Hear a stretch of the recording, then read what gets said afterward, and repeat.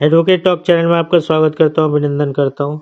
आज का सवाल है, संज्ञेय और असंज्ञेय अपराध क्या होता है, या जिसे जमानती अपराध या गैर जमानती अपराध कहते हैं, दोनों में क्या फर्क होता है। अच्छा सवाल है आपका और व्यवहारिक भी है, और हर किसी को ये सुनने को मिलता है कि इसने जो है संगीन अपराध किया है यानी संज्ञेय अपराध किया है, या असंज्ञेय अपराध किया है जिसे कॉग्निजेबल ऑफेंस यानी संज्ञेय अपराध और नॉन कॉग्निजेबल ऑफेंस यानी असंज्ञेय अपराध भी कहा जाता है। तो जनाब, आसान भाषा में अगर आपको समझाना हो तो ये कहा जा सकता है कि जो भी संज्ञेय अपराध होते हैं उनके अंदर न सिर्फ पीड़ित बल्कि कोई भी व्यक्ति एफआईआर दर्ज करा सकता है, पुलिस बिना वारंट के आपको गिरफ्तार कर सकती है और पुलिस स्वयं भी उसका संज्ञान ले सकती है, यानी आपको गिरफ्तार कर सकती है, जांच कर सकती है, केस दर्ज कर सकती है। ये अपराध अधिकतर गैर जमानती होते हैं और इनमें जमानत आपका अधिकार नहीं होता। अदालत आपको जमानत अपनी मर्जी के अनुसार देती है। जमानत के लिए आपको सब एप्लीकेशन फाइल करनी पड़ती है। अदालत देखती है कि अगर केस के तथ्य ऐसे हैं कि आपको जमानत दी जानी चाहिए तो जमानत मिलती है, अन्यथा नहीं मिलती। जिन केसों में जमानत आपका अधिकार नहीं होता वो अजमानती अपराध कहलाते हैं। तो जहां तक नॉन कॉग्निजेबल ऑफेंस की बात करें, जिसे असंज्ञेय अपराध कहते हैं, उन अपराधों में पुलिस स्वतः संज्ञान नहीं ले सकती, यानी स्वयं खुद कोई कार्रवाई आपके खिलाफ नहीं कर सकती। उस मामले में कार्रवाई करने के लिए पीड़ित को पहले एनसीआर कराना पड़ता है। एनसीआर को बोलते हैं non cognizable report. Non cognizable report का मतलब है कि ऐसी रिपोर्ट जो असंज्ञेय अपराध के लिए की जाती है। वो एफआईआर नहीं होती। एफआईआर फर्क हो गई। एफआईआर को फर्स्ट इंफॉर्मेशन रिपोर्ट बोला जाता है, मगर एनसीआर को नॉन कॉग्निजेबल रिपोर्ट बोला जाता है। जो कई बार आप पुलिस की और जगह वेबसाइटों पे देखते हैं कि साहब ऑनलाइन रिपोर्ट दर्ज कराई है, तो वो जो रिपोर्ट होती है वो एफआईआर कभी भी ऑनलाइन दर्ज नहीं होती है।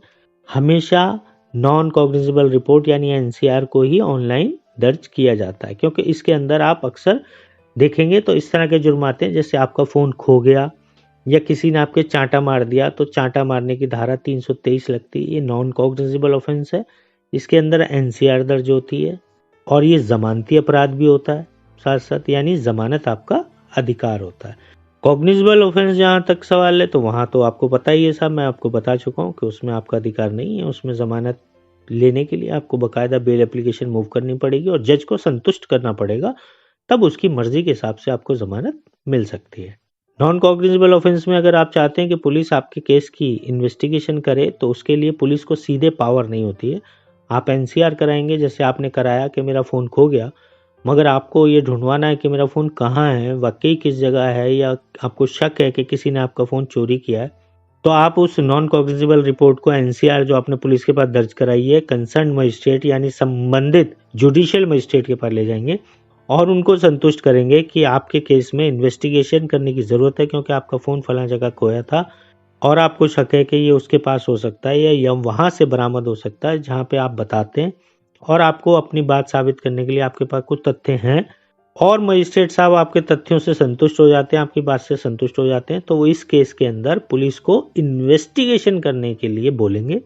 उनके आदेश के बाद पुलिस आपके केस को इन्वेस्टिगेट करेगी और इन्वेस्टिगेट करने के बाद आपका फ़ोन बरामद कर देगी।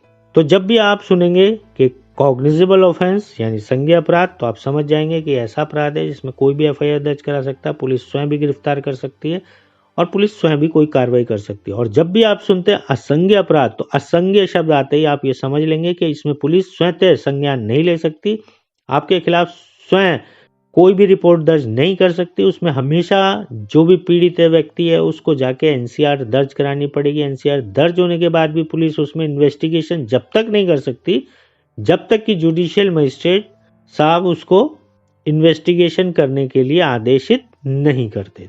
और इन अपराधों के अंदर अधिकतर अपराध जो भी आते हैं असंज्ञेय किस्म के, वो जमानते ही होते हैं जिसमें आप जमानत ले सकते। तो ये फर्क था साहब संज्ञेय और असंज्ञेय में। आपको आसान भाषा में बिना कानून की पेचीदगियों में घुसे मैंने आपको समझाने का प्रयास किया है। उम्मीद है आपको जवाब पसंद आया होगा। तो अब अंत में सिर्फ इतना ही कहना चाहूँगा कि आप चैनल को लाइक कीजिए, सब्सक्राइब कीजिए, बेल आइकन को दबाइए और इस जवाब को जितना हो सके साहब उतना शेयर कीजिए, क्योंकि ज्ञान बांटने से हमेशा बढ़ता है। आपने मुझे सुना, मैं आपको ज्ञान देता हूँ साहब, आप भी मेरा साथ दीजिए।